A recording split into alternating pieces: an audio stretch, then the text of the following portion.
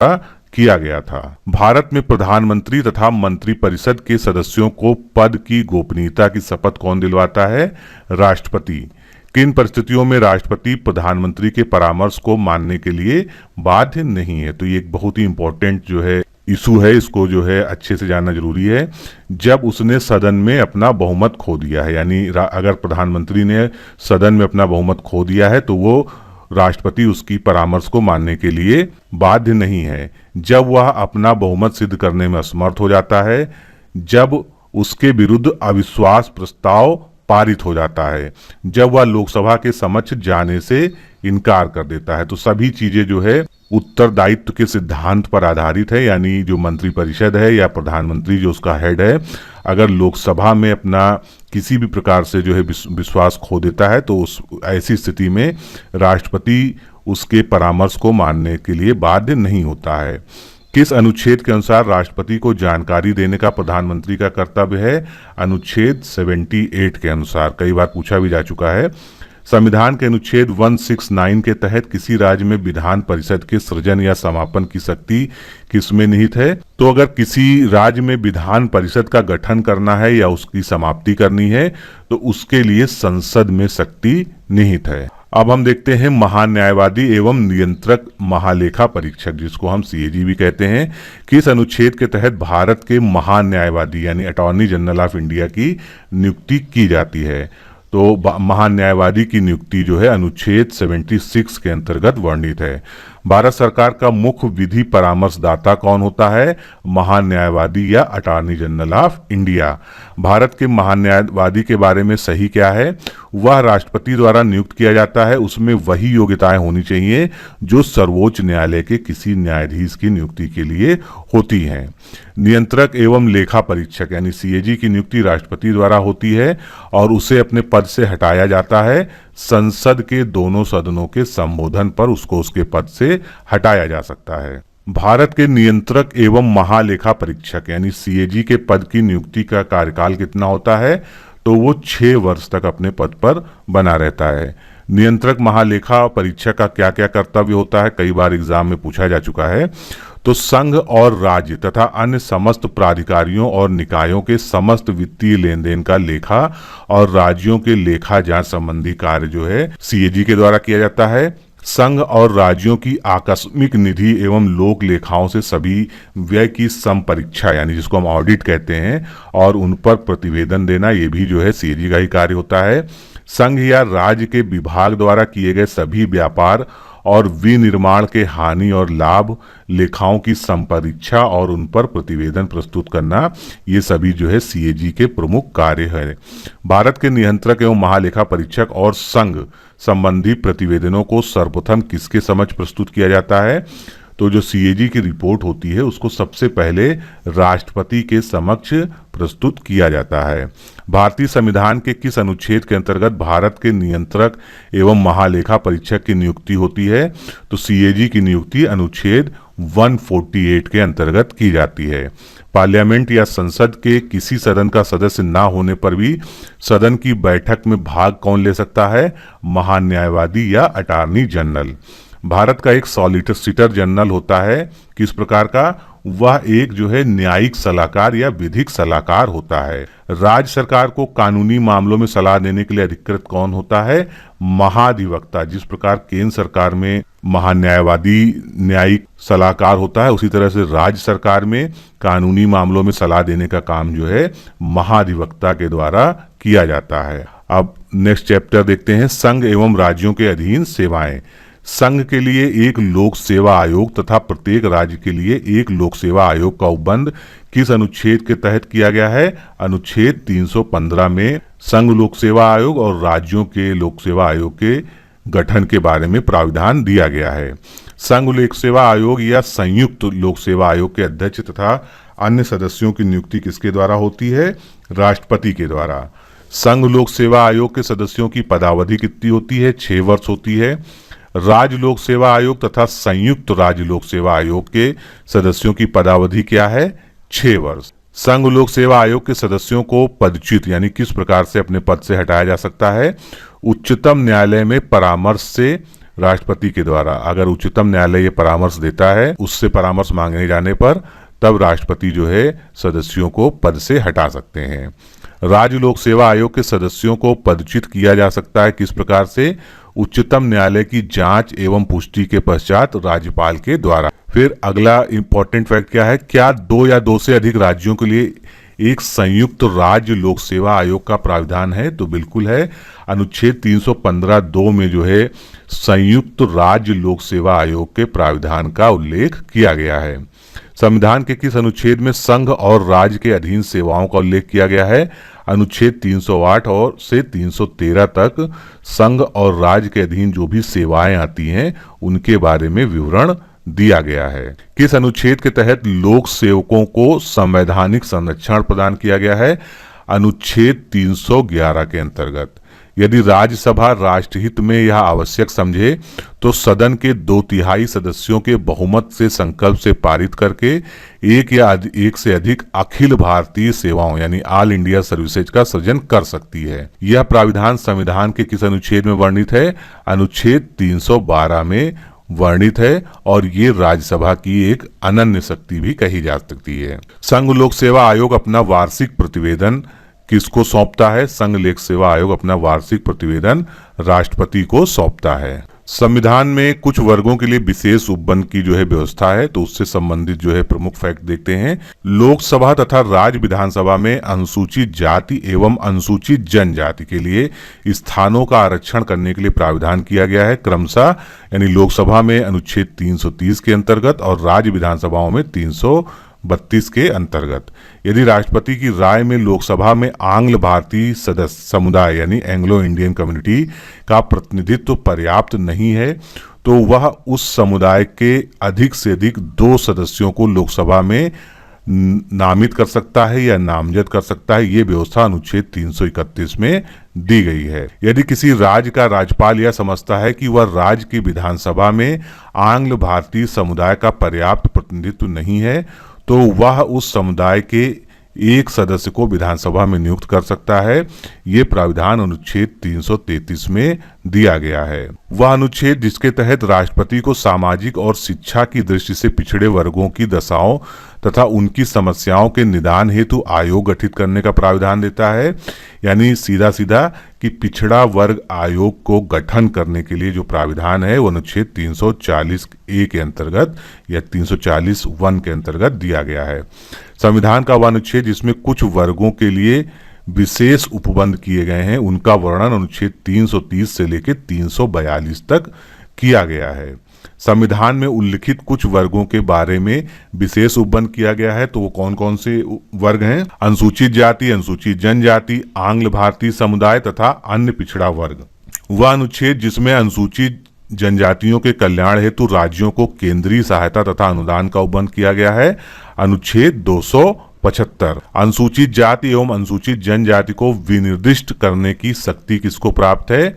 राष्ट्रपति को, यानी कोई भी जाति अनुसूचित जाति है या अनुसूचित जनजाति है उसको उस कैटेगरी में शामिल करने का जो अधिकार है वो राष्ट्रपति को के पास है। अब जो प्रमुख पदाधिकारी होते हैं भारतीय संविधान में उनके बारे में देखते हैं। लोकसभा अध्यक्ष को प्रतिमाह वेतन के रूप में कितना रुपया मिलता है? 2.80 लाख प्रतिमाह। निर्णायक मत देने का अधिकार किसको है? लोकसभा अध्यक्ष को। लोकसभा अध्यक्ष सामान्यतया जो है किसी भी वोटिंग में हिस्सा नहीं लेता है, लेकिन अगर जो है मत बराबर हो जाते हैं उस स्थिति में लोकसभा अध्यक्ष अपना निर्णायक वोट डालता है। भारतीय संसद के दोनों सदनों के संयुक्त अधिवेशन का सभापतित्व या अध्यक्षता कौन करता है? तो जो संयुक्त अधिवेशन होता है वो राष्ट्रपति के द्वारा बुलाया जाता है, लेकिन उसकी अध्यक्षता जो है लोकसभा अध्यक्ष करता है। लोकसभा में किसी विधेयक को धन विधेयक के रूप में कौन प्रमाणित करता है? लोकसभा अध्यक्ष। लोकसभा का सचिवालय किसके प्रत्यक्ष पर्यवेक्षण और नियंत्रण में कार्य करता है? लोकसभा अध्यक्ष के प्रत्यक्ष पर्यवेक्षण एवं नियंत्रण में लोकसभा का सचिवालय कार्य करता है। भारतीय संविधान में किस पद का उल्लेख नहीं है? तो जैसा कि मैंने पहले भी बताया, भारतीय संविधान में उप प्रधानमंत्री यानी डिप्टी प्राइम मिनिस्टर के पद का कोई भी उल्लेख नहीं किया गया है। भारत के प्रथम उप प्रधानमंत्री कौन थे? सरदार वल्लभ भाई पटेल। किस प्रधानमंत्री के कार्यकाल के दौरान दो दो उप प्रधानमंत्री एक साथ नियुक्त किए गए थे? मोरारजी देसाई। लोकसभा में विरोधी दल के नेता के रूप में मान्यता देने के लिए उसके दल के सदस्यों की संख्या कम से कम कितनी प्रतिशत होनी चाहिए? 10% होनी चाहिए। लोकसभा अध्यक्ष किस रूप में शपथ लेता है? तो लोकसभा अध्यक्ष के पद के रूप में कोई भी शपथ उसको नहीं ग्रहण कराई जाती है, वह लोकसभा के आम सदस्य की तरह ही शपथ ग्रहण करता है। लोकसभा अध्यक्ष को पद की शपथ ग्रहण कौन कराता है? तो लोकसभा अध्यक्ष को पद के शपथ ग्रहण की आवश्यकता नहीं होती, क्योंकि उसके लिए कोई भी विशेष जो है शपथ नहीं होती है। जब वह सामान्य लोकसभा सदस्य के रूप में चुनकर आता है तो उस समय जो शपथ ग्रहण कराई जाती है, उसके बाद जो है लोकसभा अध्यक्ष बनने पर उसको कोई भी अतिरिक्त रूप से शपथ ग्रहण नहीं कराया जाता है। लोकसभा अध्यक्ष अपना त्यागपत्र किसको सौंपता है? लोकसभा के उपाध्यक्ष को। संसद के दोनों सदनों के संयुक्त अधिवेशन को कौन बुलाता है? संयुक्त अधिवेशन की बुलाने का कार्य जो है ये राष्ट्रपति के द्वारा किया जाता है। भारत के किस राष्ट्रपति ने पूर्व में लोकसभा अध्यक्ष का पद भी संभाला था? नीलम संजीव रेड्डी। लोकसभा के पिता के रूप में कौन जाना जाता है? क्योंकि वो पहले लोकसभा अध्यक्ष थे। जीवी मावलंकर जो पहले लोकसभा अध्यक्ष थे, उनको लोकसभा के पिता के रूप में जाना जाता है। भारत सरकार का प्रथम विधि अधिकारी कौन होता है? भारत का महान्यायवादी या attorney general of India. Bharat का अटॉर्नी जनरल की नियुक्ति किसके द्वारा की जाती है? राष्ट्रपति के द्वारा। भारत का मुख्य विधि परामर्शदाता कौन होता है? अटॉर्नी जनरल ऑफ इंडिया ही भारत का मुख्य विधि परामर्शदाता होता है। वह व्यक्ति कौन है जो संसद सदस्य नहीं होता है लेकिन जिसे संसद को संबोधित करने का अधिकार है? भारत का अटॉर्नी जनरल। भारत के संपरीक्षा एवं लेखा प्रणालियों का प्रधान कौन होता है? तो भारत का नियंत्रक एवं महालेखा परीक्षक यानी सीएजी जो होता है वो ऑडिट और लेखा प्रणालियों का प्रधान होता है। कानूनी विषयों पर राज्य सरकार को कौन परामर्श देता है? एडवोकेट जनरल या महाधिवक्ता। प्रत्येक राज्य में महाधिवक्ता की नियुक्ति किसके द्वारा की जाती है? तो महाधिवक्ता की नियुक्ति राज्यपाल के द्वारा राज्य में की जाती है। कंट्रोलर एंड ऑडिटर जनरल की सेवानिवृत्ति कब होती है? नियुक्ति से 6 वर्ष बाद या 65 वर्ष की आयु पूर्ण होने पर, जो भी पहले हो। किसे राज्य विधानमंडल के सदनों की कार्रवाई में भाग लेने और बोलने का अधिकार है किंतु मतदान का अधिकार नहीं है? महाधिवक्ता। वह कौन सा अधिकारी है जो भारत सरकार के वित्तीय लेन देनों के लेखाकरण के लिए जिम्मेदार होता है? यानी सीएजी को ये जिम्मेदारी सौंपी गई है। भारत का नियंत्रक एवं महालेखा परीक्षक किसके लिए मुख्य लेखाकार तथा लोक परीक्षक के रूप में काम करता है? संघ तथा राज्य सरकारों का वो मुख्य लेखाकार और लेखा परीक्षक के रूप में कार्य करता है। भारत के नियंत्रक एवं महालेखा परीक्षक की नियुक्ति संविधान के किस अनुच्छेद के तहत की जाती है? अनुच्छेद 148 के अंतर्गत। किसकी नियुक्ति लोकधन के व्यय की निगरानी के लिए संसदीय प्रहरी के रूप में की जाती है? सीएजी की नियुक्ति लोकधन के व्यय की निगरानी के लिए या उसको संसदीय प्रहरी वॉचडॉग भी कहते हैं के लिए की जाती है। अब एक और इम्पोर्टेंट सेगमेंट देखते हैं कि संसद जितने भी पदाधिकारी होते हैं सरकार के, उनका शपथ और त्याग पत्र किस प्रकार से किसको दिया जाता है? तो राष्ट्रपति जो होता है उसको शपथ कौन ग्रहण कराता है? मुख्य न्यायाधीश। और अगर वो अपना इस्तीफा देता है, त्यागपत्र देता है, तो वो उपराष्ट्रपति को सौंपता है। इसी प्रकार उपराष्ट्रपति को जो शपथ दिलाई जाती है वो राष्ट्रपति के द्वारा दिलाई जाती है और उपराष्ट्रपति अपना त्यागपत्र राष्ट्रपति को ही सौंपता है। राज्यपाल को शपथ ग्रहण कराते हैं उस राज्य के उच्च न्यायालय का न्यायाधीश, और राज्यपाल अगर अपना त्यागपत्र देता है तो वो राष्ट्रपति को देता है। मुख्य न्यायाधीश राष्ट्रपति द्वारा शपथ ग्रहण कराया जाता है और वह अपना त्यागपत्र राष्ट्रपति को संबोधित कर ही देता है। प्रधानमंत्री को शपथ ग्रहण राष्ट्रपति के द्वारा कराया जाता है और प्रधानमंत्री अपना त्यागपत्र राष्ट्रपति को सौंपता है या राष्ट्रपति को संबोधित करता है। लोकसभा अध्यक्ष, यहाँ गलत लिख गया है, लोकसभा अध्यक्ष जो है शपथ नहीं ग्रहण करता क्योंकि वो लोकसभा सदस्य के रूप में पहले ही शपथ ग्रहण कर चुका होता है। और अगर लोकसभा अध्यक्ष को अपना इस्तीफा देना होता है तो लोकसभा के उपाध्यक्ष को वो सौंप देता है। आज हमको देखना है उच्चतम न्यायालय। तो उच्चतम न्यायालय के न्यायाधीश हटाए जा सकते हैं, यानी किस प्रक्रिया द्वारा हटाए जा सकते हैं? राष्ट्रपति के द्वारा संसद की सिफारिश पर जो है उच्चतम न्यायालय के न्यायाधीश को हटाया जा सकता है। उच्चतम न्यायालय में न्यायाधीशों की सेवानिवृत्ति की आयु क्या होती है? 65 वर्ष। सेवानिवृत्ति के पश्चात सर्वोच्च न्यायालय के किसी न्यायाधीश वकालत कर सकता है अथवा नहीं। तो अगर कोई भी सर्वोच्च न्यायालय का न्यायाधीश रिटायर हो गया है तो वो भारत के किसी भी न्यायालय में वकालत नहीं कर सकता है। सर्वोच्च न्यायालय के कार्यवाहक मुख्य न्यायाधीश की नियुक्ति कौन करता है? तो कार्यवाहक मुख्य न्यायाधीश की नियुक्ति राष्ट्रपति के द्वारा की जाती है, जिसका विवरण अनुच्छेद 126 में दिया गया है। भारतीय संविधान का कौन सा अनुच्छेद संवैधानिक विवाद में सर्वोच्च न्यायालय के अपीलीय क्षेत्राधिकार से संबंधित है? तो अनुच्छेद 132 के साथ ही साथ अनुच्छेद 134 को एक साथ मिलाकर पढ़ने पर संवैधानिक विवाद में सर्वोच्च न्यायालय के अपीली क्षेत्राधिकार का वर्णन आपको प्राप्त होता है। न्यायिक पुनरावलोकन यानी जुडिशियल रिव्यू में न्यायालय को क्या अधिकार होता है? यदि कोई कानून या आदेश संविधान के विपरीत हो तो उसे असंवैधानिक घोषित करना ये न्यायिक पुनरावलोकन की शक्ति होती है। संविधान की व्याख्या से संबंधित सभी विवाद सर्वोच्च न्यायालय के समक्ष किस अधिकारिका के अंतर्गत आते हैं? ये प्रारंभिक क्षेत्राधिकार है सर्वोच्च न्यायालय का, जिसके अंतर्गत संविधान की व्याख्या से संबंधित कोई भी प्रश्न हो उस पर जो है सर्वोच्च न्यायालय विचार कर सकता है।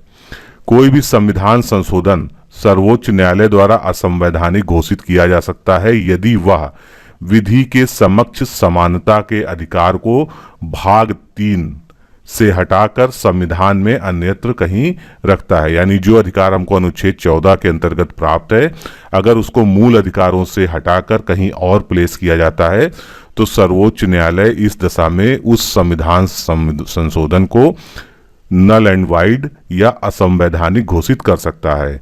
संविधान की व्याख्या करने के लिए अंतिम अधिकार किसको है? तो संविधान की व्याख्या करने का अंतिम अधिकार उच्चतम न्यायालय को प्राप्त है। संविधान का रक्षक किसे कहा जाता है? संविधान का रक्षक उच्चतम न्यायालय को कहा जाता है। भारतीय संविधान के अनुच्छेदों में से कौन सा सर्वोच्च न्यायालय द्वारा संविधान के अनुलंघनीय मौलिक ढांचा घोषित किया गया है?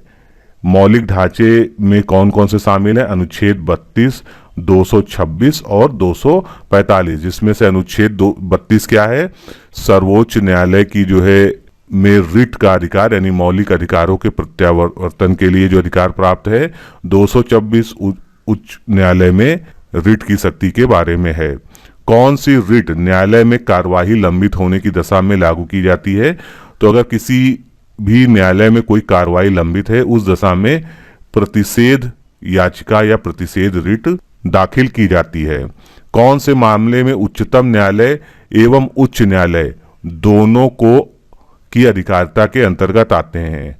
तो अगर मूल अधिकारों के प्रत्यावर्तन या प्रवर्तन से संबंधित कोई भी मामला है तो उसको उच्च न्यायालय और उच्चतम न्यायालय दोनों ही जो है उसमें हस्तक्षेप कर सकते हैं। हाल ही में उच्चतम न्यायालय ने प्रवासी पंचायत निर्धारण अधिनियम 1983 को संविधान के किस अनुच्छेद के तहत केंद्र के पावन कर्तव्य के उल्लंघन पर असंवैधानिक घोषित किया था? अनुच्छेद 355 के अंतर्गत। सर्वोच्च न्यायालय के न्यायाधीश के रूप में नियुक्ति के लिए न्यूनतम आयु कितनी निर्धारित की गई है?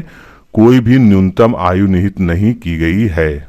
सर्वोच्च न्यायालय के न्यायाधीश के लिए अधिकतम आयु कितनी निहित की गई है? 65 वर्ष। तदर्थ न्यायाधीश की नियुक्ति कब की जाती है? जब न्यायालय का कोरम न पूरा हो उस दशा में तदर्थ न्यायाधीशों की नियुक्ति की जाती है। तदर्थ न्यायाधीश नियुक्त किए जाते हैं केवल सर्वोच्च न्यायालय में, यानी तदर्थ न्याय एडहॉक जो बेसिस पर रखे जाते हैं वो केवल जो है उच्चतम न्यायालय में ही रखे जा सकते हैं। अनुच्छेद 127 के तहत तदर्थ न्यायाधीश की नियुक्ति कौन करता है?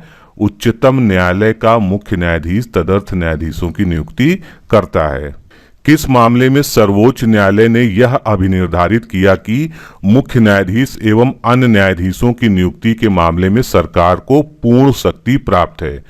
तो ये निर्धारण एसपी गुप्ता बनाम भारत संघ के मामले में किया गया था। संविधान का वह अनुच्छेद जिसके तहत उच्चतम न्यायालय के न्यायाधीशों को उनके पद से हटाने की प्रक्रिया का उल्लेख है। अनुच्छेद 124(4) के अंतर्गत उच्चतम न्यायालय के न्यायाधीशों को उनकी पद से हटाने की प्रक्रिया का वर्णन किया गया है। भारत के सर्वोच्च न्यायालय की स्थापना की गई है भारत के संविधान के द्वारा। सर्वोच्च न्यायालय के न्यायाधीशों की संख्या में वृद्धि करने की शक्ति किसको प्राप्त है? तो अगर न्यायाधीशों की संख्या में वृद्धि करनी है तो उसके लिए संसद जो है सक्षम प्राधिकारी है। मूलतः सर्वोच्च न्यायालय में कुल कितने न्यायाधीश होते हैं? मूलतः 8 होते हैं, एक मुख्य न्यायाधीश और 7 अन्य न्यायाधीश। सर्वोच्च न्यायालय के न्यायाधीशों की नियुक्ति किसके द्वारा की जाती है? सर्वोच्च न्यायालय के न्यायाधीशों की नियुक्ति राष्ट्रपति के द्वारा की जाती है। क्या राष्ट्रपति सर्वोच्च न्यायालय के न्यायाधीशों की नियुक्ति स्वविवेक से करता है? नहीं, इसके लिए एक कोलोजियम सिस्टम है जिसके द्वारा जो है सिफारिशें राष्ट्रपति के पास भेजी जाती हैं और उन्हीं सिफारिशों के आधार पर राष्ट्रपति अपनी जो है सहमति देता है। सर्वोच्च न्यायालय में न्यायाधीश के रूप में नियुक्ति के लिए क्या अर्हताएं होनी चाहिए? तो सबसे पहली अर्हता है वह भारत का नागरिक हो, वह एक या एक से अधिक उच्च न्यायालय में न्यूनतम 5 वर्ष तक न्यायाधीश रहा हो, वह एक या अधिक न्यायालय में कम से कम 10 वर्ष तक अधिवक्ता रहा हो, अथवा वह राष्ट्रपति की राय में एक परंपरागत विधिवेत्ता या ज्यूरिस्ट हो। क्या न्यायमूर्ति वी रामास्वामी के विरुद्ध महाभियोग प्रस्ताव पारित हो सका था? नहीं। अगस्त 2011 में कोलकाता उच्च न्यायालय के किस न्यायाधीश के विरुद्ध राज्यसभा द्वारा महाभियोग प्रस्ताव पारित किया गया था? न्यायाधीश सौमित्र सेन के विरुद्ध। सर्वोच्च न्यायालय के मुख्य न्यायाधीश का वेतन वर्तमान में क्या है? 2.80 लाख यानी 2,80,000 रुपए प्रति माह जो है सर्वोच्च न्यायालय के मुख्य न्यायाधीश का वेतन है। कौन सा अनुच्छेद उच्चतम न्यायालय को अभिलेख न्यायालय घोषित करता है?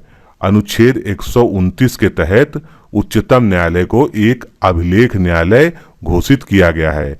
अभिलेख न्यायालय से आशय क्या होता है? इस न्यायालय के निर्णय अधीनस्थ न्यायालयों के समक्ष साक्ष्य के रूप में स्वीकार किए जाएंगे। साथ ही में इस न्यायालय के द्वारा अपने अवमान के लिए दंड देने की शक्ति भी होती है, जिसको हम कंटेम्प्ट ऑफ कोर्ट के नाम से जानते हैं। किस अनुच्छेद के तहत यदि किसी समय राष्ट्रपति को ऐसा प्रतीत होता है कि विधि या तथ्य का कोई ऐसा विवाद उत्पन्न हुआ है जो संवैधानिक महत्व का है, तो वह उस विवाद पर सर्वोच्च न्यायालय से परामर्श मांग सकता है। तो ये शक्ति जो है राष्ट्रपति को अनुच्छेद 143 के अंतर्गत प्राप्त है। अनुच्छेद 137 के अधीन उच्चतम न्यायालय की न्यायिक पुनरावलोकन की शक्ति की क्या सीमाएं हैं? यह शक्ति संसद द्वारा बनाई गई विधि या अनुच्छेद 145 के अधीन बनाए गए किसी नियमों के अधीन होती है। किसी प्रलेख यानी प्रलेख को इंग्लिश में क्या कहते हैं? रिट को किसी व्यक्ति की स्वतंत्रता का महानतम रक्षा माना जाता है। तो जो बंदी प्रत्यक्षीकरण याचिका होती है या बंदी हैबियस कार्पस रिट होती है, उसको किसी भी व्यक्ति की स्वतंत्रता का महानतम रक्षक माना जाता है। भारत में संविधान एवं नागरिकों के मूल अधिकारों का संरक्षक जो है सर्वोच्च न्यायालय को माना गया है। संविधान के किस अनुच्छेद में सर्वोच्च न्यायालय में तदर्थ न्यायाधीशों की नियुक्ति के संदर्भ में प्राविधान है? अनुच्छेद 127 में सर्वोच्च न्यायालय में तदर्थ न्यायाधीशों की नियुक्ति का प्राविधान किया गया है। भारत में केवल एक बार ही अब तक सर्वोच्च न्यायालय के न्यायाधीश के विरुद्ध महाभियोग का प्रस्ताव प्रस्तुत किया गया था। वो कौन है? न्यायमूर्ति वी रामास्वामी। अब हम उच्च न्यायालय से संबंधित प्राविधानों को देखते हैं। तो भारत के कितने उच्च न्यायालयों की अधिकारिता में एक से अधिक राज्य आते हैं? तो इस तरह के कुल 4 उच्च न्यायालय हैं, जैसे गुवाहाटी, मुंबई, आंध्र प्रदेश, पंजाब व हरियाणा। इनके अधिक एक से अधिक जो है राज्यों के अधिकारिता आती है। वह अनुच्छेद जिसके तहत राष्ट्रपति भारत के मुख्य न्यायाधीश के परामर्श से उच्च न्यायालय के किसी न्यायाधीश का एक उच्च न्यायालय से दूसरे उच्च न्यायालय में स्थानांतरण कर सकता है, तो उससे संबंधित अनुच्छेद है अनुच्छेद 222। उच्च न्यायालय में अतिरिक्त न्यायाधीश की कालावधि कितनी होती है? 2 वर्ष होती है। उच्च न्यायालयों में अपर न्यायाधीशों की नियुक्ति की जाएगी इसके कार्य में अस्थायी वृद्धि के कारण। प्रत्येक राज्य में एक उच्च न्यायालय का प्रावधान किया गया है अनुच्छेद 214 के अंतर्गत। भारत में वर्तमान में कुल कितने उच्च न्यायालय हैं? 25। अमरावती उच्च न्यायालय की स्थापना और उसका संचालन 2019 में ही प्रारंभ हुआ है। इस प्रकार भारत में कुल उच्च न्यायालय 25 हैं। क्या संविधान में उच्च न्यायालय के न्यायाधीशों की अधिकतम सीमा निर्धारित की गई है? तो इस तरह की कोई भी सीमा का निर्धारण नहीं किया गया है। उच्च न्यायालय के न्यायाधीशों की नियुक्ति कौन करता है? उच्च न्यायालय के न्यायाधीशों की नियुक्ति सर्वोच्च न्यायालय का मुख्य न्यायाधीश संबंधित राज्य के राज्यपाल के परामर्श से करता है। उच्च न्यायालय के न्यायाधीश की सेवानिवृत्ति आयु कितनी होती है? 62 वर्ष। उच्च न्यायालय के न्यायाधीशों के वेतन तथा भत्ते दिए जाते हैं। ये बहुत ही इंपॉर्टेंट क्वेश्चन है, कई बार एग्जाम में पूछा गया है, कंफ्यूजिंग भी होता है। तो जो उच्च न्यायालय के न्यायाधीश होते हैं उनके वेतन तथा भत्ते उस राज्य की संचित निधि से दिए जाते हैं। राज्यपाल को उसके पद एवं गोपनीयता की शपथ कौन दिलवाता है? उच्च न्यायालय का मुख्य न्यायाधीश। उच्च न्यायालय के न्यायाधीशों को पेंशन किस मद से दिया जाता है? तो उच्च न्यायालय के न्यायाधीशों को पेंशन भारत की संचित निधि से दिया जाता है। यहीं पर कंफ्यूजन होता है क्योंकि जो उच्च न्यायालय के न्यायाधीश के वेतन है वो राज्य की संचित निधि से दिया जाता है, और जब उनकी हम पेंशन की बात करते हैं तो वो भारत की संचित निधि से दिया जाता है, जो आपको विशेष कर याद रखना है। उच्च न्यायालय को परमादेश जारी करने की शक्ति के तहत क्या क्या आते हैं? संवैधानिक अधिकार, सांविधिक अधिकार और मौलिक अधिकार। हाल ही में यानी 5 नवंबर 2018 को अंत निर्मित उच्च न्यायालय कौन सा है? अमरावती, जो कि आंध्र प्रदेश राज्य का उच्च न्यायालय है। अब भारत में जो है न्यायालयों के अन्य रूप भी होते हैं, जैसे पारिवारिक न्यायालय या कुटुंब न्यायालय आपने सुना होगा। तो सर्वोच्च न्यायालय में बढ़ते पारिवारिक मुकदमों को देखते हुए परिवार न्यायालय अधिनियम 1984 पारित किया गया था। इस अधिनियम के प्रावधानों के अनुसार प्रत्येक 10 लाख की आबादी पर एक पारिवारिक न्यायालय की स्थापना की जाएगी। आपको ये फैक्ट जरूर याद रखना है कि प्रत्येक 10 लाख की आबादी पर एक पारिवारिक या कुटुंब न्यायालय स्थापित किया जाता है। पारिवारिक न्यायालय मुख्यतः पारिवारिक विवादों यानी विवाह विच्छेद, पारिवारिक देखभाल, गुजारा भत्ता, बच्चे का संरक्षण इत्यादि मामलों की सुनवाई देखती है। इस प्रकार के न्यायालयों को गठित किए जाने से मुकदमों में बड़ी संख्या में शामिल परिवार मुकदमों की इन न्यायालयों में सर्वोच्च न्यायालय में भेजने या उच्च न्यायालय में भेजने की जो संभावनाएं कम हो जाती हैं और इनका छोटे स्तर पर ही निपटारा हो जाता है। पारिवारिक न्यायालय के बारे में जो सबसे इम्पोर्टेंट फैक्ट पूछा जाता है वो ये है कि भारत की पहली पारिवारिक अदालत बांद्रा कुर्ला कॉम्प्लेक्स बॉम्बे में स्थापित की गई थी। अब मोबाइल अदालत, जिससे भी क्वेश्चन आ चुका है, तो मोबाइल अदालत जो है भारत की पहली मोबाइल कोर्ट का उद्घाटन सर्वोच्च न्यायालय के प्रधान न्यायाधीश केजी बालकृष्णन ने 5 अगस्त 2007 को हरियाणा के मेवात जिले में किया था। देश के पिछड़े और दूरदराज क्षेत्रों में लोगों को रास्ता और उनके निकट न्याय उपलब्ध कराने के उद्देश्य से इस प्रकार की चलायमान यानी मोबाइल अदालतों का गठन किया गया था, ताकि उनको जो है उनके घर के पास जो है शीघ्रता से न्याय मिल सके। और जो इसका सबसे इम्पोर्टेंट पहलू यह है कि इस प्रकार के न्यायालयों की परिकल्पना सर्वप्रथम भूतपूर्व राष्ट्रपति डॉक्टर APJ अब्दुल कलाम ने की थी, क्योंकि ये क्वेश्चन जो है पूछा भी जा चुका है एग्जाम में। अब बात करते हैं ई कोर्ट की। तो भारत की पहली मॉडल ई कोर्ट 9 जनवरी 2009 को अहमदाबाद सिटी के सिविल एंड सेशन कोर्ट में शुरू की गई थी। इस कोर्ट में विभिन्न दृष्टिकोणों से ऑडियो वीडियो रिकॉर्डिंग की पर्याप्त व्यवस्था की गई है। साथ ही इसे केंद्रीय जेलों, पुलिस कमिश्नर ऑफिस और फॉरेंसिक साइंस लेबोरेटरी से वीडियो कॉन्फ्रेंसिंग के माध्यम से जोड़ा गया है। इस प्रकार की अदालतों का मुख्य उद्देश्य पुलिस द्वारा अपराधियों को कोर्ट में ले जाते समय रास्ते में होने वाले हमलों से बचाना है।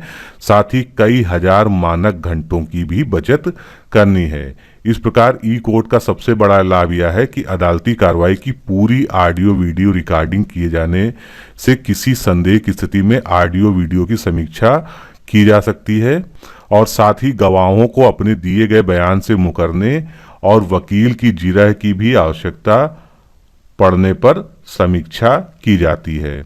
जनहित याचिका बहुत ही इंपॉर्टेंट है, भारत के संदर्भ में कई बार क्वेश्चन आ चुका है, जिसको हम PIL या पब्लिक इंटरेस्ट लिटिगेशन भी कहते हैं।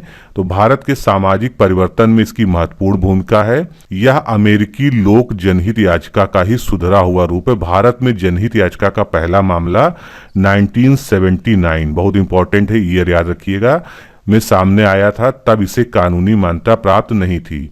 वर्ष 1981 में PN भगवती ने SP गुप्ता बनाम भारत संघ के मामले में भारत में जनहित याचिका की संकल्पना को अभिव्यक्ति प्रदान की थी। इसीलिए जो है जनहित याचिका का जनक जो है PN भगवती को माना जाता है, जिन्होंने इसे भारत में एक कानूनी आधार प्रदान किया था।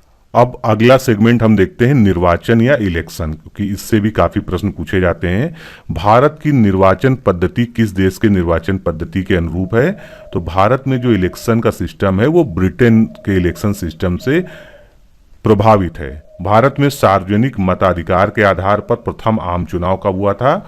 1952 में, यानी स्वतंत्र भारत में जो पहला आम चुनाव सार्वजनिक मताधिकार के आधार पर हुआ था वो 1952 में हुआ था।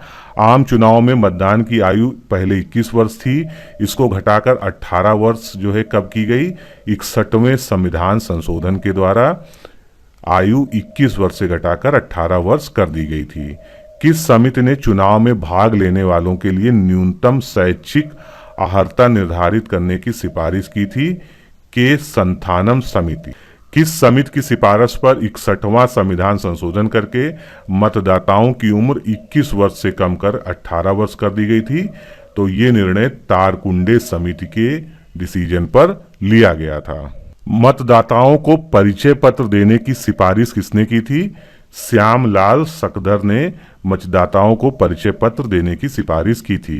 किस समिति ने मतदान इलेक्ट्रॉनिक वोटिंग मशीनों द्वारा करवाने की सिफारिश की थी? दिनेश गोस्वामी समिति। लोकसभा अथवा विधानसभा के किसी चुनाव में प्रत्याशी की जमानत राशि कब जब्त की जाती है? जब वह कुल मतदान के 1/6 भाग मत को भी प्राप्त नहीं कर पाता है। वित्त आयोग, निर्वाचन आयोग, नीति आयोग तथा अंतर्राज्यीय परिषद में कौन सा एक संविधानेतर संस्था है? तो नीति आयोग एक संविधानेतर संस्था है, बाकी सभी संस्थाएं जो है संविधान के द्वारा निर्मित हैं। निर्वाचन आयोग की व्यवस्था किस अनुच्छेद के तहत की गई है? तो निर्वाचन आयोग का वर्णन भारतीय संविधान के अनुच्छेद 324 में है। निर्वाचन की तिथि किसके द्वारा नियत की जाती है, यानी इसका निर्धारण जो होता है ये निर्वाचन आयोग के द्वारा किया जाता है। मुख्य चुनाव आयुक्त को किस प्रक्रिया द्वारा पदच्युत किया जा सकता है, यानी पद से हटाया जा सकता है? तो उस पर भी जो प्रक्रिया होती है वो महाभियोग के ही समान होती है। संसद के दोनों सदनों के सदस्यों के 2/3 बहुमत से प्रमाणित कदाचार के आधार पर महाभियोग द्वारा मुख्य चुनाव आयुक्त को हटाया जा सकता है। भारत में निर्वाचन आयोग के क्या कार्य हैं? संसद तथा राज्य विधानमंडलों के चुनाव करवाना, राष्ट्रपति तथा उपराष्ट्रपति का चुनाव करवाना, निर्वाचन सूची तैयार कराने का कार्य का निरीक्षण, निर्देशन एवं नियंत्रण करना। चुनाव आयोग का संबंध है चुनाव चिन्ह का बंटवारा करना, ये भी इसका एक प्रमुख कार्य है। चुनाव की वैधता का निपटारा करना और चुनाव शांतिपूर्ण ढंग से संपन्न कराना। न्यायालय द्वारा अपराधी घोषित किए गए व्यक्ति को चुनाव लड़ने के लिए अयोग्य करार देने का निर्णय किया जाता है निर्वाचन आयोग द्वारा। राष्ट्रीय मतदाता दिवस कब मनाया जाता है? तो राष्ट्रीय मतदाता दिवस प्रतिवर्ष 25 जनवरी को मनाया जाता है। तारकुंडे समिति तथा गोस्वामी समिति दोनों का ही संबंध चुनाव व्यवस्था के आमूल सुधारों से है। ईवीएम यानी इलेक्ट्रॉनिक वोटिंग मशीन का प्रयोग भारतीय चुनाव में कब से प्रारंभ हुआ था? 1982 में। किस वर्ष से संपूर्ण लोकसभा का आम चुनाव ईवीएम से शुरू हुआ था? तो तो 2004 का जो लोकसभा चुनाव था यानी 14वीं लोकसभा, इसमें पूरे देश में संपूर्ण मतदान ईवीएम के द्वारा पहली बार कराया गया था। निर्वाचन आयोग ने किस वर्ष नोटा का प्रतीक जारी किया था? 18 सितंबर 2015 को निर्वाचन आयोग द्वारा नोटा का भी ऑप्शन ईवीएम में दिया गया था। तो भारत में दलीय व्यवस्था किस प्रकार की है? तो भारत में बहुदलीय व्यवस्था है, क्योंकि अधिकांश विश्व के देशों में 2 प्रमुख दल होते हैं राष्ट्रीय स्तर पर, लेकिन भारत में जो है कई दल हैं जो चुनाव लड़ते हैं, इसलिए भारत में जो है बहुदलीय व्यवस्था है। लोकतंत्र का कार्य संचालन किसके अभाव में असंभव है? तो लोकतंत्र में राजनीतिक दलों के बिना जो है कार्य संचालन असंभव माना जाता है। किसी राजनीतिक दल को राष्ट्रीय दल अथवा प्रादेशिक दल के रूप में मान्यता किसके द्वारा दी जाती है? तो राजनीतिक दल के रूप में मान्यता या प्रादेशिक दल के रूप में मान्यता निर्वाचन आयोग के द्वारा दी जाती है। किसी राजनीतिक दल को राष्ट्रीय दल के रूप में मान्यता दी जाती है कब? तो इसके लिए शर्त है उसे 4 या अधिक राज्यों में राज्य स्तरीय राजनीतिक दल के रूप में मान्यता दी गई हो, तब वह एक राष्ट्रीय दल के रूप में मान्य हो जाता है। भारत में कोई राजनीतिक दल राष्ट्रीय दल के रूप में मान्यता प्राप्त कर सकता है यदि वह राज्य स्तर का दल हो। कम से कम कितने राज्यों में?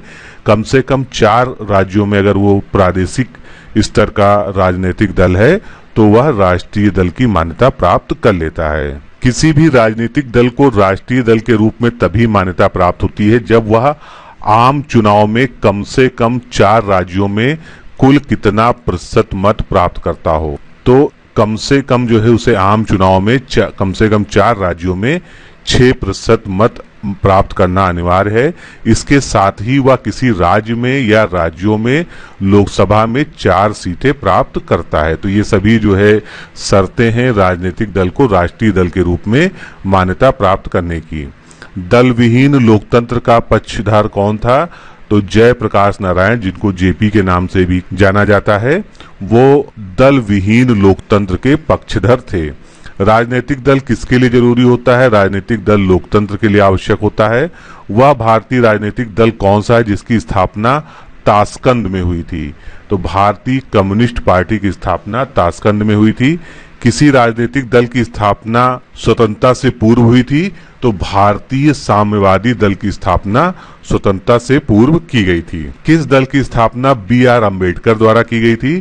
तो अम्बेडकर जी के द्वारा जो दल बनाया गया था उसका नाम था स्वतंत्र श्रमिक दल। भारत के किस राज्य में पहली बार गैर कांग्रेसी सरकार की स्थापना हुई थी? तो सबसे पहले गैर कांग्रेसी सरकार की स्थापना केरल में हुई थी। केंद्र में पहली गैर कांग्रेसी सरकार किस वर्ष बनी थी? 1977 में। कांग्रेस आई का चुनाव चिन्ह क्या है? हाथ का पंजा। भारतीय जनता पार्टी का चुनाव चिन्ह कमल का फूल है।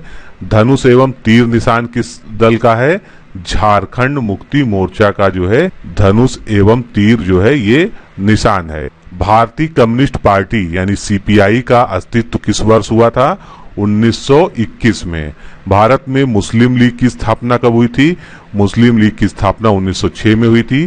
किसी मान्यता प्राप्त राजनीतिक दल का चुनाव आयोग द्वारा चुनाव चिन्ह के आवंटन के निर्णय के विरुद्ध कहां पर अपील की जा सकती है? तो ऐसी अपील केवल सर्वोच्च न्यायालय में की जा सकती है। किस राजनीतिक दल का चुनाव चिन्ह 1952 के आम चुनाव से अब तक अपरिवर्तित रहा है, यानी इसमें कोई बदलाव नहीं आया है? सीपीआई का चुनाव चिन्ह। पशु पक्षी चुनाव चिन्ह रहने के कारण निर्वाचन आयोग के निर्देशानुसार किस राजनीतिक दल ने सर्वप्रथम नवंबर 1994 में अपना चुनाव चिन्ह बदला था? फॉरवर्ड ब्लॉक ने। तेलुगु देशम पार्टी यानी टीडीपी का चुनाव चिन्ह क्या है? साइकिल। आम आदमी पार्टी का चुनाव चिन्ह क्या है? झाड़ू। अब हम जानते हैं दल बदल निरोधक कानून के बारे में, जिस पर कई बार क्वेश्चन आ चुके हैं कई तरह से। तो 15 फरवरी 1985 को संविधान के 52वें संशोधन के माध्यम से दल बदल विरोधी कानून अस्तित्व में आया था। संविधान में एक नई अनुसूची जोड़ी गई थी, जो कौन सी अनुसूची थी? 10वीं अनुसूची, जिसमें दल बदल के आधार पर सदस्यता के अयोग्य ठहराए जाने के संबंध में कुछ उपबंध किए गए थे तथा सदन के अध्यक्ष या सभापति को यह उपबंध लागू करने हेतु नियम बनाने की शक्ति भी दी गई थी। दल बदल के संबंध में संविधान की 10वीं अनुसूची में यह प्रावधान था कि किसी दल के 1/3 या इससे अधिक सदस्य अलग दल का गठन कर सकते हैं थे या फिर किसी अन्य दल में शामिल हो सकते हैं। उसके बाद 91वां संविधान संशोधन हुआ, जिसमें यह व्यवस्था दी गई कि दल बदल करने वाला कोई सांसद या विधायक सदन की सदस्यता खोने के साथ साथ ही अगली बार चुनाव जीतने तक अथवा सदन के शेष कार्यकाल तक जो भी पहले हो मंत्री पद या लाभ का अन्य कोई भी पद प्राप्त नहीं कर सकेगा। दल बदल के लिए विधायकों सांसदों की कम से कम 1/3 सदस्य संख्या को इस संविधान संशोधन द्वारा 2/3 कर दिया गया था। तो ये जो है 91वें संविधान संशोधन का एक महत्वपूर्ण बिंदु था। अब हम नेक्स्ट चैप्टर देखते हैं, राजभाषा या ऑफिशियल लैंग्वेज। तो संविधान के तहत किस भाषा को राष्ट्रीय भाषा का के रूप में मान्यता दी गई है, यानी नेशनल लैंग्वेज। तो भारत में कोई भी नेशनल लैंग्वेज नहीं है।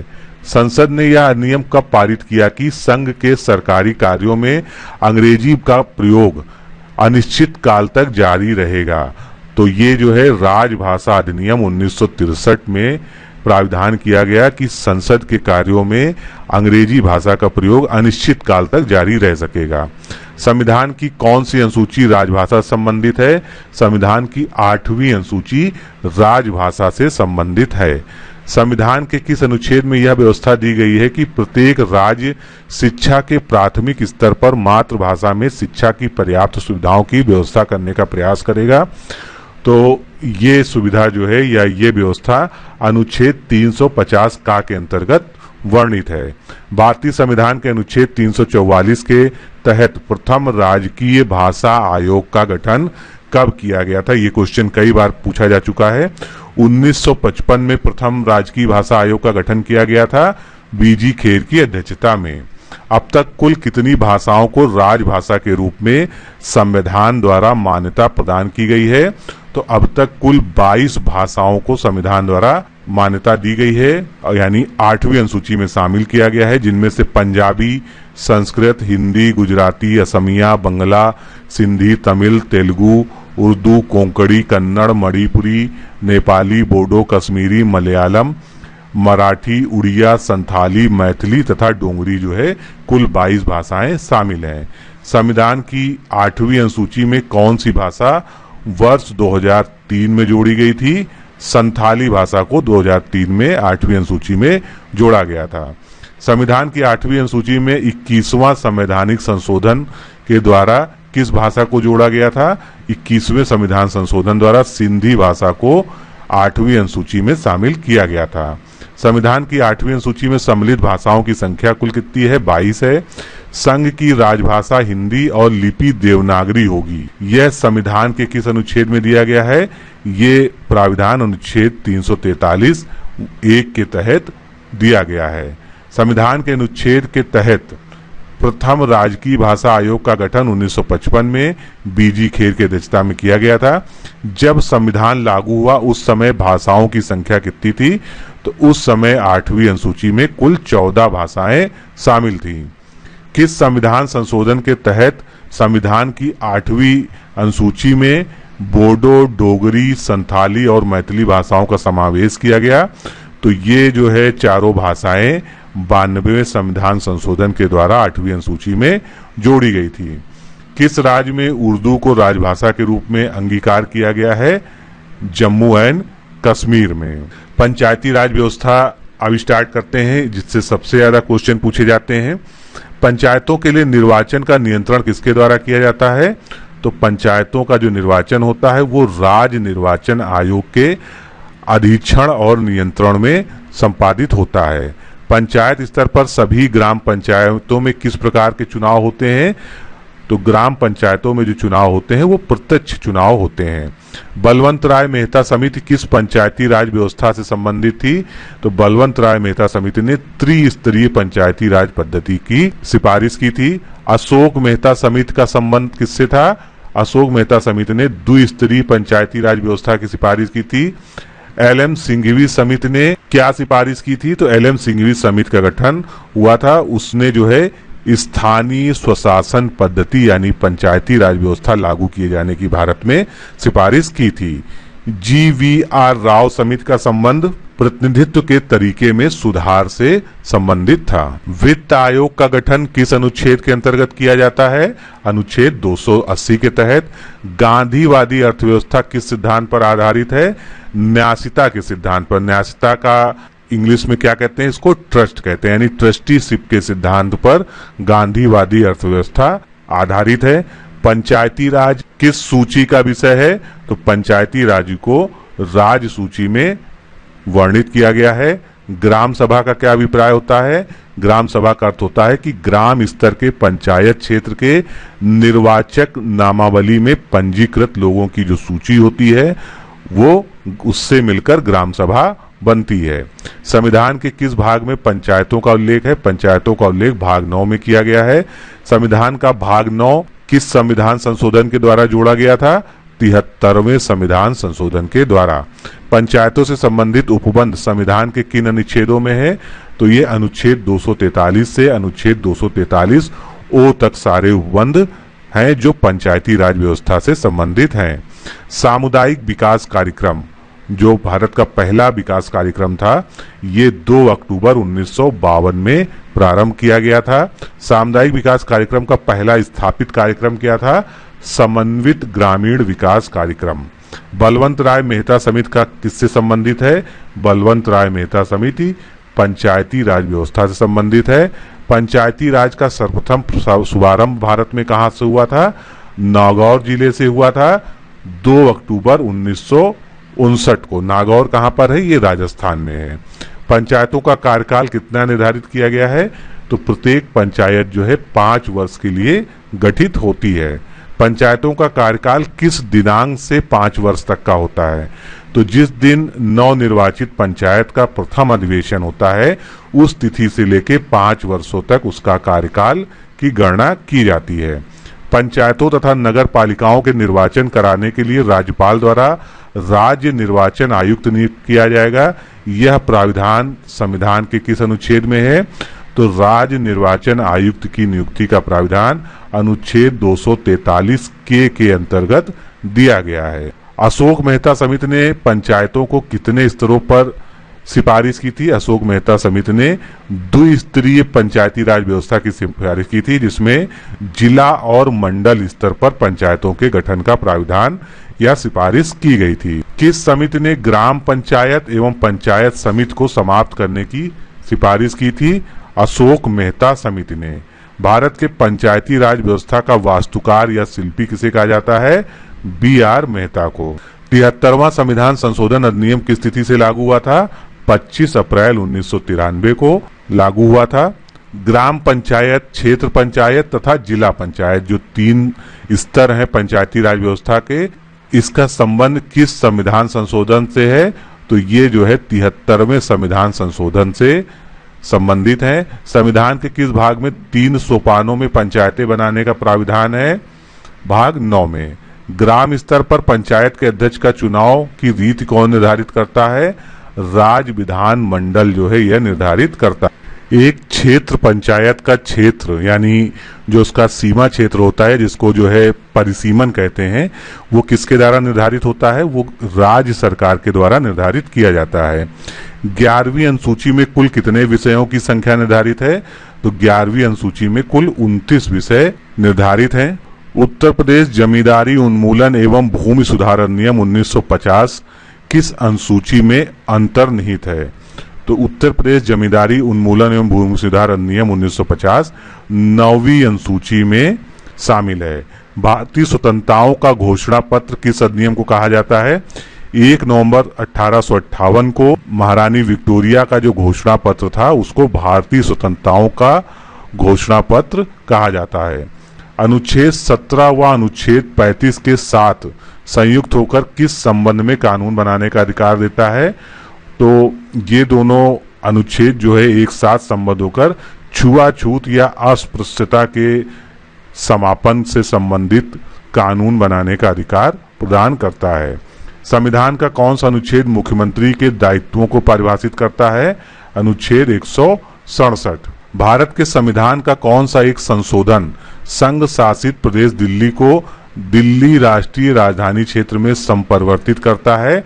69वां संविधान संशोधन। किस अनुसूची का संबंध पंचायतों से है? तो पंचायतों से संबंधित अनुसूची कौन सी है? 11वीं अनुसूची।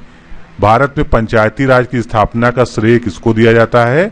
तत्कालीन जो प्रधानमंत्री थे जवाहरलाल नेहरू को दिया जाता है। भारत में प्रथम सामुदायिक मंत्री कौन था? श्री M.K. डे थे। बलवंत राय मेहता समिति ने स्थानीय स्वशासन में कितने स्तरीय व्यवस्था की सिफारिश की थी? त्रिस्तरीय, ग्राम स्तर पर, खंड स्तर पर और जिला स्तर पर। 73वें संविधान संशोधन के द्वारा पंचायतों के कितने स्तरों की व्यवस्था की गई थी?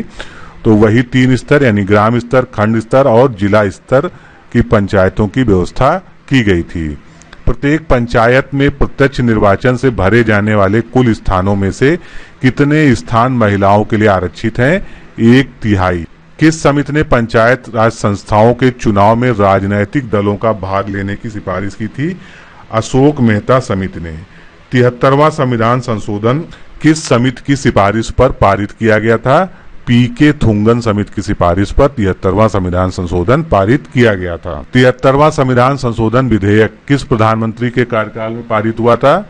श्री P.V. नरसिम्हा राव के कार्यकाल में 73वां संविधान संशोधन विधेयक पारित हुआ था। अब ये आपके सामने एक सूची है कि भारत में जो पंचायती राज व्यवस्था है वो राज्यवार किस प्रकार है। जैसे कि आप देख सकते हैं कि जम्मू कश्मीर में केवल एक स्तर होता है, ग्राम पंचायत का स्तर। इसी प्रकार केरल में भी एक स्तरीय व्यवस्था है और उड़ीसा में द्विस्तरीय व्यवस्था है जिसको ग्राम पंचायत व ग्राम समिति कहते हैं। इस पूरी सूची जो है आपको याद करना आवश्यक नहीं है, केवल एक एग्जाम्पल के लिए आप देख लीजिए कि हर जगह केवल 3 स्तरीय व्यवस्था नहीं होती है, एक स्तरीय और द्विस्तरीय व्यवस्था भी भारत में पंचायती राज की लागू है। लेकिन अधिकांश राज्यों में जैसे उत्तर प्रदेश प्रमुख रूप से सभी जगह जो है त्रिस्तरीय शासन व्यवस्था लागू है पंचायत की, जिसको ग्राम पंचायत, ग्राम समिति और जिला पंचायत या जिला परिषद के नाम से भी जाना जाता है। तो इस तरह से क्योंकि पंचायती राज व्यवस्था राज्य सूची का विषय है, इसलिए राज्य के द्वारा जो है अपने अनुसार जो है पंचायती राज्यों का गठन किया गया है।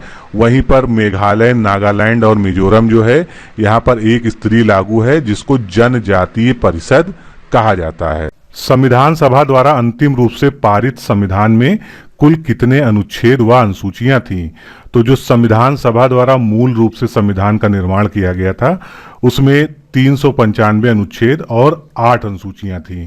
लेकिन वर्तमान में लगातार संविधान संशोधनों के द्वारा अब 465 के लगभग अनुच्छेद हो गए, लेकिन उनका जो क्रमांक है वो अभी भी 395 है। यानी 395 के बाद कोई भी आर्टिकल संविधान में नहीं जोड़ा गया है। जो पुराने आर्टिकल थे उसी में का, खा, गा 1, 2, 3 करके आर्टिकल्स को बढ़ाया गया है। संविधान यह घोषणा करता है कि भारत राज्यों का संघ है, तो ये घोषणा अनुच्छेद 1 के तहत की जाती है। संसद विधि द्वारा नए राज्य बना सकती है तथा राज्यों की सीमाओं में परिवर्तन कर सकती है। ये प्राविधान अनुच्छेद 3 में दिया गया है। राज्य भारत के किसी राज्य क्षेत्र में किसी व्यक्ति को समता से या विधियों के समान संरक्षण से वंचित नहीं कर सकता है। तो अनुच्छेद 14 जो समानता का अधिकार प्रदान करता है उसके अनुसार किसी को भी जो है विधि के संरक्षण से या विधि के समान समता से वंचित नहीं किया जा सकता है। भारतीय संविधान में गणना की दृष्टि से कुल कितने अनुच्छेद हैं? तो आज भी जो है भारतीय संविधान में गणना की दृष्टि से 395 अनुच्छेद ही हैं। संविधान के अनुच्छेद 1 में भारत के लिए क्या प्रयोग किया गया है, यानी क्या कहा गया है? तो भारत को राज्यों का संघ कहा गया है। भारतीय संविधान का कौन सा अनुच्छेद राष्ट्रपति के पद के लिए पुनः निर्वाचन की योग्यता निर्धारित करता है? अनुच्छेद 57। भारतीय संविधान के किस अनुच्छेद में प्रेस की स्वतंत्रता का वर्णन है? तो प्रेस की स्वतंत्रता का वर्णन अनुच्छेद 19(1) के तहत किया गया है। मौलिक अधिकार के अंतर्गत कौन सा अनुच्छेद बच्चों के शोषण से संबंधित है? तो बच्चों की शोषण से रक्षा के लिए अनुच्छेद 24 में प्राविधान किए गए हैं। मौलिक अधिकारों के हनन के मुद्दे पर कोई व्यक्ति सीधे उच्चतम न्यायालय में किस अनुच्छेद के अंतर्गत रिट कर सकता है या जा सकता है, और उस अनुच्छेद को B.R. अम्बेडकर ने संविधान की आत्मा कहा है। तो अनुच्छेद 32 जो है, किसी के भी मौलिक अधिकारों का अगर अतिक्रमण होता है, चाहे वो राज्य द्वारा या किसी अन्य अथॉरिटी द्वारा, तो सीधे व्यक्ति उच्चतम न्यायालय में अपनी ग्रीवांस को फाइल कर कर वहां से रिलीफ पा सकता है। राज्य न्यायसंगत तथा मानवोचित दशाओं को सुनिश्चित करेगा तथा प्रसूति सहायता के लिए उपबंध करेगा। तो ये प्राविधान राज्य के नीतिक निदेशक तत्व के अनुच्छेद 42 के अंतर्गत दिया हुआ है।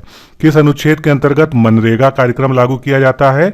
मनरेगा कार्यक्रम जो है वो अनुच्छेद 43 के अंतर्गत लागू किया जाता है। राज्य के नीति निर्देशक तत्वों के तहत 14 वर्ष तक की उम्र के सभी बच्चों को मुफ्त और अनिवार्य प्राथमिक शिक्षा का प्राविधान अनुच्छेद 45 के अंतर्गत किया गया है। भारतीय संविधान के किस अनुच्छेद में मौलिक कर्तव्यों की चर्चा की गई है? तो मौलिक कर्तव्य जो है, जो नागरिकों के कर्तव्य हैं, वो 51 का के तहत जो है अलग से जोड़े गए हैं। भारतीय संविधान के अंतर्गत कल्याणकारी राज्य की अवधारणा या संकल्पना अनुच्छेद 39 में वर्णित है। भारत के संविधान के किस अनुच्छेद में भारत के राष्ट्रपति पर महाभियोग चलाया जा सकता है? तो राष्ट्रपति पर महाभियोग की प्रक्रिया और संपूर्ण जो वर्णन है वो अनुच्छेद 61 में किया गया है। जम्मू कश्मीर को कौन सी धारा के अंतर्गत विशेष राज्य का दर्जा प्राप्त है? अनुच्छेद 370 के अंतर्गत जम्मू कश्मीर को एक विशेष राज्य का दर्जा प्राप्त है। भारतीय संविधान में समानता का अधिकार 5 अनुच्छेदों में वर्णित है, जो कि भाग 3 यानी मौलिक अधिकारों में है। तो समानता के अधिकार अनुच्छेद 14 से लेकर 18 तक वर्णित किए गए हैं। भारतीय संविधान के किस अनुच्छेद के अंतर्गत भारत सरकार का दायित्व है कि वह बाह्य आक्रमण एवं आंतरिक अशांति से राज्यों की सुरक्षा करे? तो बाह्य आक्रमण एवं आंतरिक अशांति से सुरक्षा का जो राज्य का कर्तव्य है, जिसको संघ का पावन दायित्व या कर्तव्य भी कहते हैं, ये अनुच्छेद 352 में वर्णित है। भारतीय संविधान में किस अनुच्छेद में भारतीय नागरिकों के मूल कर्तव्य शामिल हैं? तो मूल कर्तव्य 51 के अंतर्गत 51 का के रूप में शामिल किए गए हैं। अस्पृश्यता उन्मूलन जो है ये अनुच्छेद 17 में मौलिक अधिकार है। भारत के प्रत्येक नागरिक का यह कर्तव्य होगा कि वो प्राकृतिक पर्यावरण का संरक्षण एवं सुधार करे।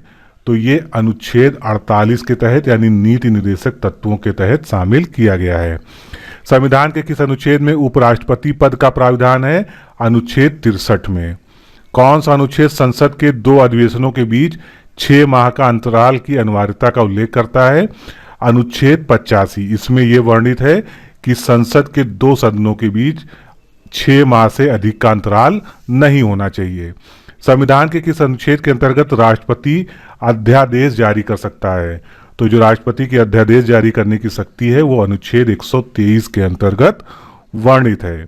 संविधान के किस अनुच्छेद में सर्वोच्च न्यायालय के न्यायाधीश पर महाभियोग चलाए जाने का प्राविधान है?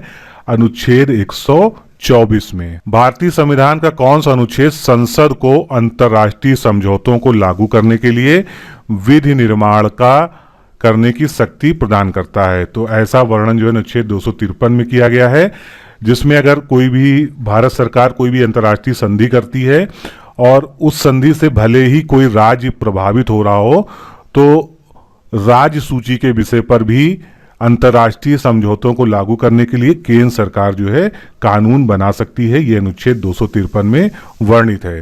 भारतीय संविधान के किस अनुच्छेद के अंतर्गत वित्त आयोग के गठन का प्राविधान है? वित्त आयोग का गठन अनुच्छेद 280 के अंतर्गत किया जाता है। अनुच्छेद 312 क्या है? अखिल भारतीय सेवाओं से यानी ऑल इंडिया से संबंधित है, अनुच्छेद 312। संविधान के किस अनुच्छेद के अंतर्गत हिंदी को राजभाषा का दर्जा प्रदान किया गया है? तो हिंदी को राजभाषा घोषित किया गया है 343(1) के अंतर्गत। संविधान के किस अनुच्छेद के अंतर्गत राष्ट्रपति राष्ट्रीय आपातकाल की घोषणा करता है? तो नेशनल इमरजेंसी या राष्ट्रीय आपातकाल अनुच्छेद 352 के अंतर्गत घोषित किया जाता है।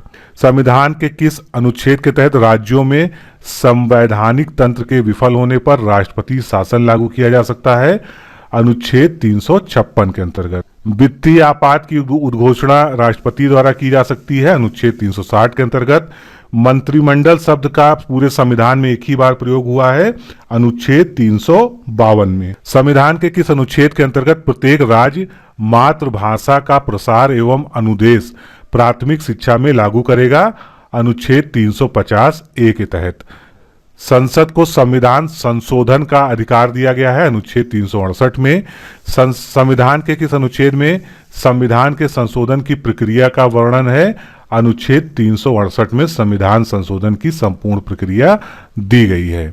संविधान के किस अनुच्छेद में यह व्यवस्था की गई है कि प्रत्येक राज्य शिक्षा के प्राथमिक स्तर पर मातृभाषा में शिक्षा की पर्याप्त सुविधाओं की व्यवस्था करने का प्रयास करेगा?